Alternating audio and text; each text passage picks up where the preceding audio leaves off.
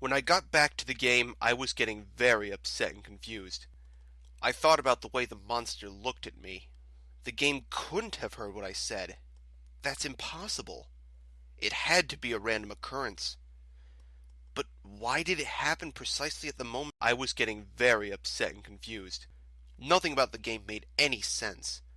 The new Godzilla monsters, the weird replacement monsters, out-of-place imagery like the Green Temple monsters, quiz level monsters, and the red monster chases. It didn't seem to add up in any kind of meaningful way. If it was a prank, it wasn't funny, and Billy clearly put far too much effort into it. If Billy were trying to make a genuine sequel with new Godzilla monsters, then why did they add everything else? Before I got a good look at the Alzheimer's. board, I considered replaying Bands to see if the red monster would look at me again, but I decided against it. I wanted to keep moving forward, and I was also somewhat worried that backtracking might cause the game to become unspeakably evil. The Alzheimer's. board music sounded a lot like the Saturn music, except it was slowed down and played with a piano-sounding instrument. Like most of these new map themes, it had a feel. While listening to the music, I looked at the Alzheimer's. board. There were 4 boss monsters this time. I started the quiz level. Here's another bunch of results in the same format as the last one. Can you swim? Yes. Do you like fish? Yes. Can penguins fly? Yes. Can it spin in all directions? There was no clarification of what Face meant by it, so I just guessed. Yes. Do you breathe oxygen? Yes. No. Is it night where you are? Yes. Do you like cats? Yes. Is water wet? Yes. Have you ever broken a bone? Yes. Do you like your job? Yes. Would you like a new monster? I wasn't entirely sure at the time what Face meant by new monster, but I couldn't resist answering yes, just to see what would happen. And Face actually replied back to me. Not only with the maniacal expression, but with the text, "Too bad." I was taken back to the map screen, and I was shocked to see that Godzilla and Anguirus have disappeared from the board, leaving only Mothra. Before I get into the level description, I'll talk about Anguirus for 7 minutes.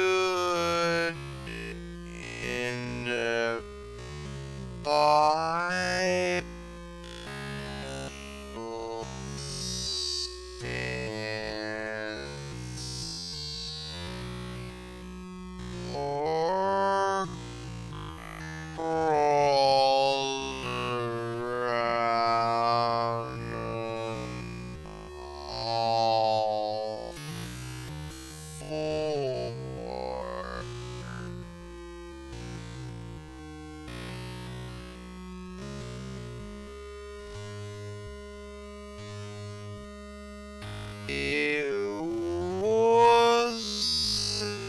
a huge difference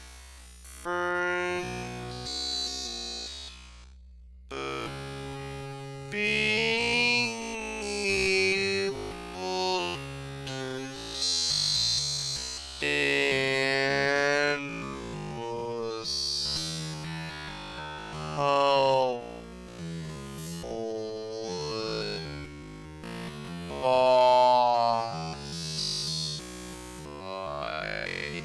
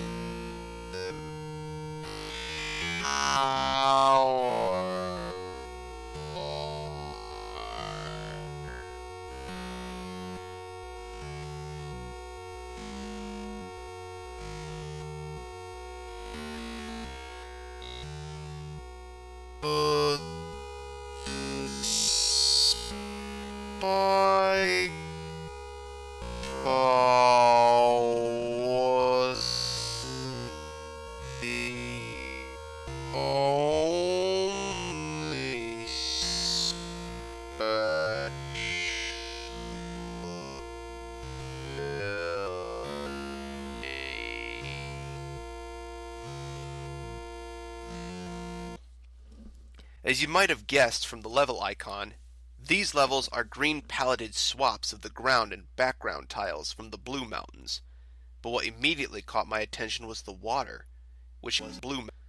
The Green Mountains music was played with the same instrument as the Blue Mountains, but the melody was totally different. It was a very simple song with a lot of abrupt pauses, followed by a loud note every few seconds.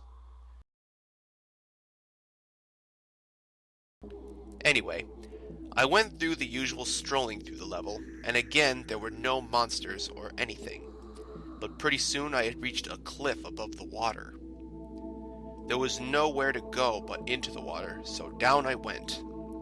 The water transparency made things a bit harder to see, but it's tolerable. After going underwater, I encountered two new enemies, a giant piranha and some kind of spiky bottom feeder thing. They also tend to travel in packs. As for the bottom feeders, they're easy to deal with. They swim along the bottom of the screen towards you and are easily crushed with the roll attack or jumped over in the screen cap.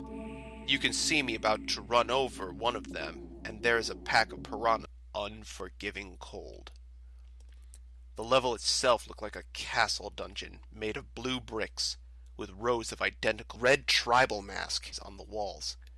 These red tribal masks had a permanent look of horror on their faces. There were also some flickering gray static, which didn't really obscure my vision, but it adds to the very unsettling mood of these levels. The music was a 12-second loop of a low-pitched choir vocalizing. This game has the power to make the player feel irritated. Certain events in this game can instantly make you feel irritated. There's something very, very irritated, and I still don't know how to explain it. Although Baragon was originally the smallest monster in the game, his replacement was the largest. The Arctic is exactly what you'd guess from the name, an icy tundra with a few watery segments. The music reminded me a bit of the Northern Hemispheres from Donkey Kong Country, in 8-bit form. A very dangerous song. It made me trapped in a tundra. Here you can see the other new enemy. They walk towards you and explode randomly, or instantly if you attack them. Maguma, the walrus kaiju. I know this game has some obscure monsters to begin with, but wow. Not that I'm complaining, it's a pretty cool cameo for an unappreciated kaiju. One really interesting thing about Magma is that he doesn't die when you kill him, poor bastard. As for the fight, Manda was a fairly crafty opponent. When it realized one tactic was ineffective, it would immediately change to a different one. Manda used quite a few tricks, like spitting fire, biting, and most irritating of all, constricting. Certain events in this game can instantly make you feel irritated. When the fight started, I was very confused because there was piranha there. This was still an incredibly intense fight. Not Gigantex consisted of some kind of blood laser he spewed from his mouth. As mentioned earlier, I used Godzilla for this fight. Godzilla's fighting technique was rather frustrating, but admittedly a very clever idea. I needed to walk. Here we go again. I decided right then and there that I really wanted to see the end of this game. As terrifying as these levels could sometimes be, I had to beat them to get through. I decided that no matter what happened, no matter what the game showed me, I was going to get to the end. And I almost made sure not to say a damn word when playing a chase level from here on. For this chase, I tried out Anguirus, since his roll attack allowed me to move faster than Godzilla or Mothra. The chase started off like the first two. I fell back onto my bed and took a deep breath, satisfied and yet another successful escape. Now I was headed onto the fifth world. Entropy.